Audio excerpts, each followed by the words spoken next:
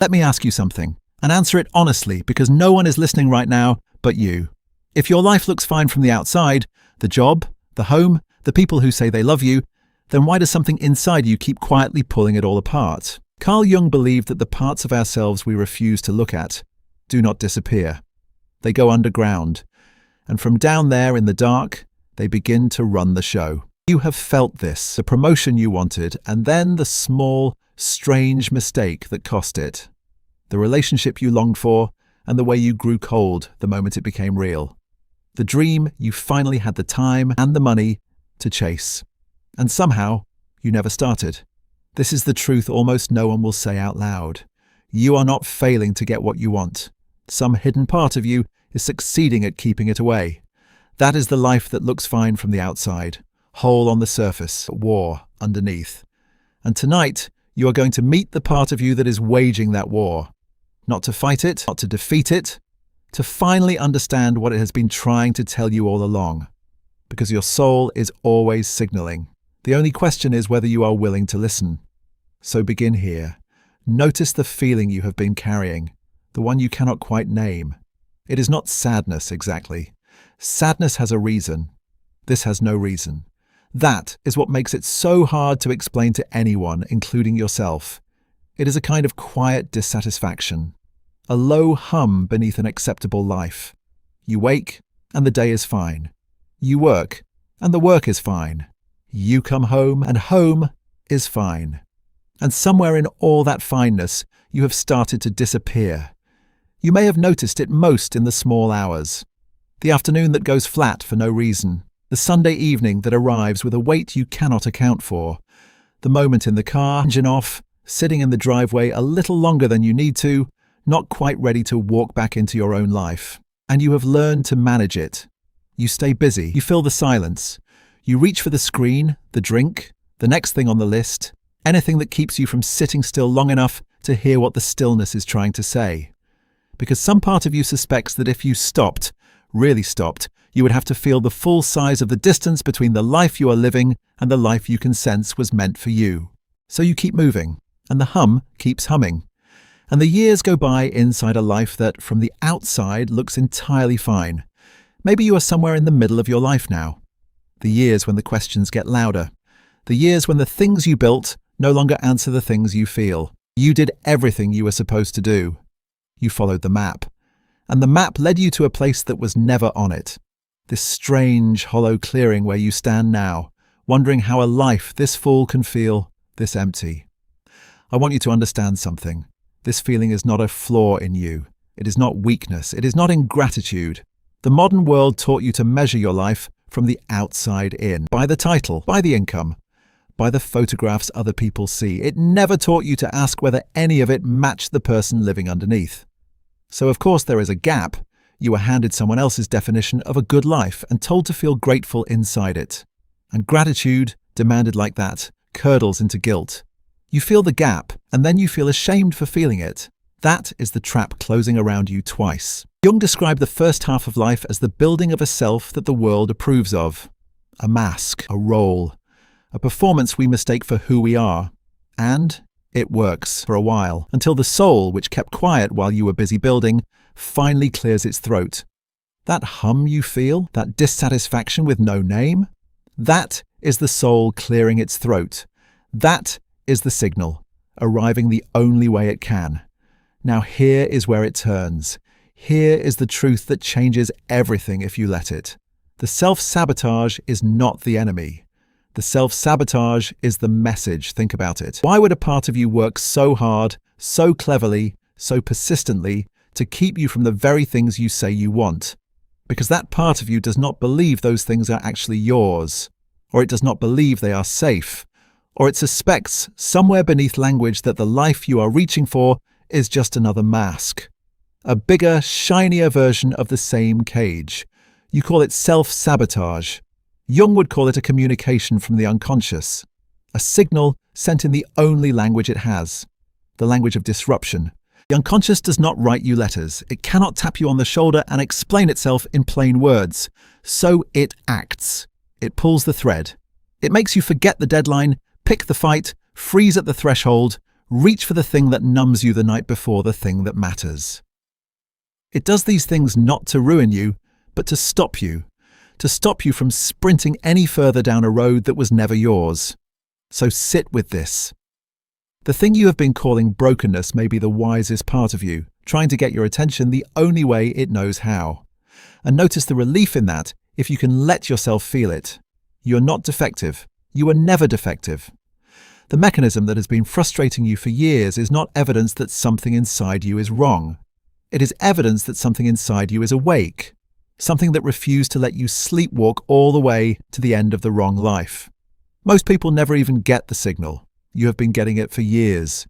You just did not know it was addressed to you. Your suffering has meaning. It is not noise. It is signal. Say that to yourself again, slowly. Your suffering is not noise, it is signal. But before you can answer that signal, you must go somewhere most people spend their entire lives avoiding. You must turn and face your shadow. Jung gave us this word, the shadow, and it is the single most important idea you will ever meet on the path to becoming whole. Your shadow is everything you have disowned, every trait you buried because it was unacceptable, every desire you were shamed out of, every ounce of anger, ambition, hunger, and wildness you were told a good person does not have. You did not destroy those things. You cannot destroy them. You only push them into the dark. And here is the cruel mechanism of it. What you push into the dark does not weaken. It grows stronger there, unseen, unexamined, and it begins to act on its own without your permission, without your awareness. The ambition you were taught to call arrogance does not vanish. It turns inward and sabotages the very success you crave, because succeeding would mean admitting you wanted it all along. The anger you were taught to swallow does not vanish. It leaks out sideways, at the people you love, at strangers in traffic, at yourself at 3 in the morning. The part of you that longed for a bigger life and was told to be realistic does not vanish. It waits, and every time you get close to that bigger life, it quietly trips you, because the version of you that was allowed to exist cannot let the forbidden version win. This is why you sabotage the things you want most. The wanting itself feels dangerous, because long ago, in some forgotten moment, you learned that wanting too much was not safe, that reaching too far got you hurt, or mocked, or left alone. So you built a part of yourself whose entire job is to make sure you never reach that far again. It is not your enemy. It was once your protector. It is simply protecting you from a danger that no longer exists, and this is the part almost everyone misses. You cannot think your way past it. You cannot affirm it away, or discipline it away, or outrun it with a better morning routine. Because it is not on the surface where your willpower lives. It is underneath, in the place Jung spent his life mapping, and it has been there far longer than any of your good intentions. Willpower is a candle. The shadow is the weather. You do not defeat the weather with a candle. You learn to read it, you learn to walk with it, you learn finally to bring it inside out of the storm. Jung taught us that until you make the unconscious conscious, it will direct your life, and you will call it fate. You will call it bad luck, poor timing, self-discipline you just do not have. You will call it anything except what it is. A part of you, in the dark, guarding an old wound by keeping you small. The cave you are most afraid to enter holds the treasure you have been searching for everywhere else. Your shadow is that cave, and the treasure is the whole, undivided self you were before the world taught you which parts of you to hide. Now, take a breath, because knowing this is not enough. You have to do something with it. And what you have to do is let go. Not of the shadow. You never let go of the shadow. You integrate it. You make peace with it. You bring it home. What you let go of is everything that was never yours to carry in the first place. Begin with the borrowed life. The career you chose because it impressed your father. The standards you measure yourself against that belong to people who are not even in the room, some of whom are no longer even alive. The version of success you are chasing that, if you are truly honest, you cannot remember ever actually wanting. Let it go. Not because it is bad, because it is not yours. Let go of the relationships that require you to shrink, the ones where being fully yourself would end the connection. If a bond can only survive your smallness, it was never a bond. It was a contract for your disappearance, signed before you knew you had a choice. Let go of the identity you inherited. The roles handed to you before you were old enough to refuse them. The good child, the strong one. The one who never needs anything. The one who holds it all together so no one else has to. These were survival strategies once. They kept you safe in a world you did not design. But they are prisons now, and you have been mistaking the walls for your own skin. This is the work Jung called individuation, the slow, sacred process of becoming who you actually are, instead of who you were trained to be. It is the central task of the second half of life, and almost no one is told it even exists. And I will not lie to you, it feels like loss. When you set down a mask you have worn for 30 years, the face beneath it feels exposed, strange, tender, almost like grief. But this is not an ending. This is a doorway. Every threshold worth crossing looks like loss from the near side and like freedom from the far side. You cannot see the far side yet. That is the nature of a threshold. You have to trust the doorway before you can see the room. The things that fall away when you start becoming yourself were never load-bearing. They only felt that way because you had built your whole life leaning on them. And here is something to hold on to when the letting go feels like too much. You are not being asked to tear your life down. You're being asked to stop carrying the parts of it that were never alive to begin with. There is a difference between a life and the scaffolding around a life. The scaffolding can come down without the building falling. In fact, the building cannot be seen until it does. Now something begins to happen. Something Jung gave a name to, and once you understand it, you will start to see it everywhere.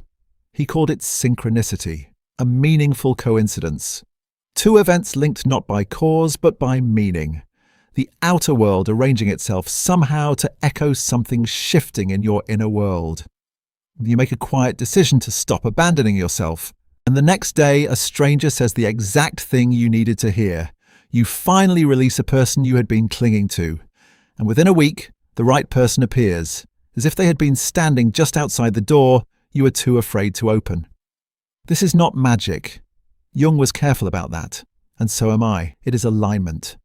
When the inside of you changes, you begin to notice and to draw toward you what was always there but invisible to the old you. The sabotaging part of you kept you blind to these signals. It had to. If you saw how supported you actually were, you would stop being afraid. And it does not know how to protect you without your fear. Fear was the only tool it ever had.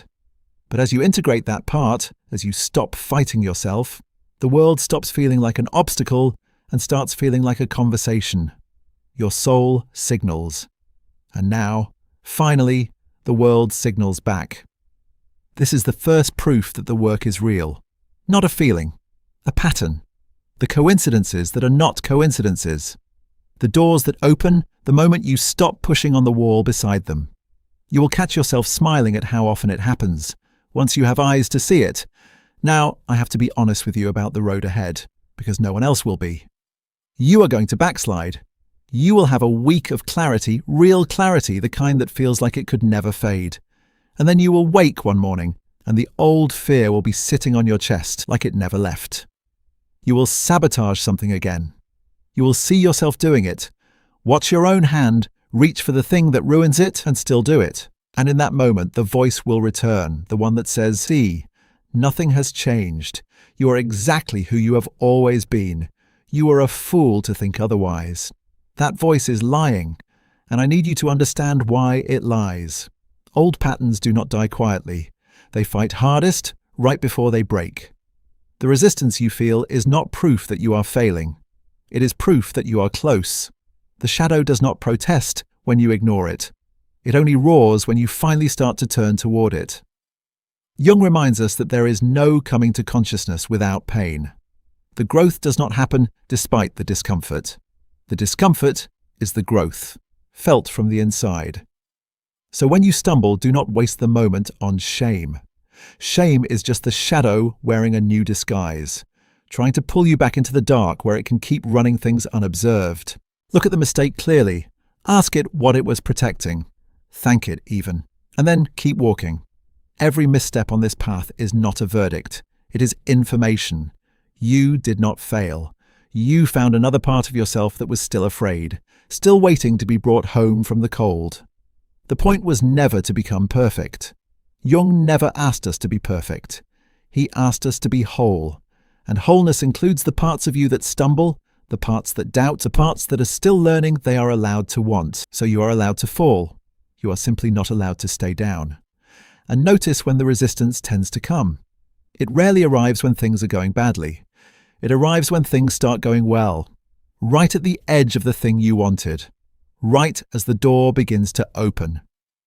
That is when the old fear wakes up and reaches for the handle to pull it shut, because success is the one outcome it was built to prevent. So if you feel the pull to retreat precisely when you are closest to what you want, pay attention. That is not a sign to turn back. That is the map telling you that you have arrived at the exact place the work was always pointing towards. Now let me give you something to actually do with all of this, something practical. Because insight without action is just a more sophisticated way of staying stuck. You have to start honoring the inner voice, the quiet one, the one beneath the noise of everyone else's expectations and your own anxious chatter. It will not shout. It never shouts. It is the small, steady knowing you have been overriding your whole life because it was inconvenient or unpopular, or because someone taught you long ago that it could not be trusted. Begin to trust it in small things first. The meeting you know you should leave. The invitation you know you should decline. The word yes that your whole body is quietly trying to turn into a no. Each time you honor it, even once, you teach the deepest part of yourself a new lesson, that your own knowing is allowed to count. That you will no longer override yourself for the comfort of others. This is how trust between you and your soul is rebuilt. Not in one dramatic decision, but in 1,000 small moments where, for once, you choose yourself. The inner voice grows louder the more you obey it, and quieter the more you ignore it. You have spent years training it into silence. You can spend the years ahead coaxing it back into speech. This is what boundaries actually are. Not walls to keep people out. Doorways that only open to what is real. When you start honoring your own voice, your relationships will change. This is not a warning, it is a promise. And it carries a cost you should know about before you pay it. Some people in your life love the smaller version of you. They are comfortable with the one who never says no, never takes up space, never wants too much, never asks to be seen. When you stop performing that version, they will feel it before you say a single word. And some of them will leave. Let them. This is not cruelty. It is honesty. A relationship built on your self-abandonment was never going to survive your self-respect. It was only ever going to survive your silence. And here is the part the sabotaging voice does not want you to know. As some people leave, others arrive. The right ones. The ones who can only find you once you stop hiding behind the mask. You cannot be discovered while you are in disguise. Stop abandoning yourself to keep people who are only ever attached to your absence. The loneliness you fear on the other side of a boundary is nothing next to the loneliness you already know.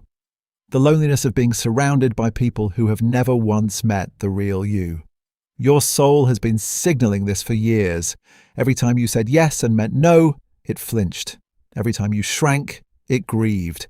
It has been waiting, patiently, without resentment, for you to finally listen. And now we arrive at the place this has all been leading. Picture the life on the other side of the sabotage. Not a perfect life, a true one. You wake and the hum is gone, because the gap between who you are and how you live has finally closed. The work is yours, the relationships are real. The wanting no longer feels dangerous because the part of you that feared it has been brought into the light and given a seat at the table instead of a cage in the basement. And the synchronicities, they multiply. Once you are aligned, the world does not stop speaking to you. The book that falls open to the right page.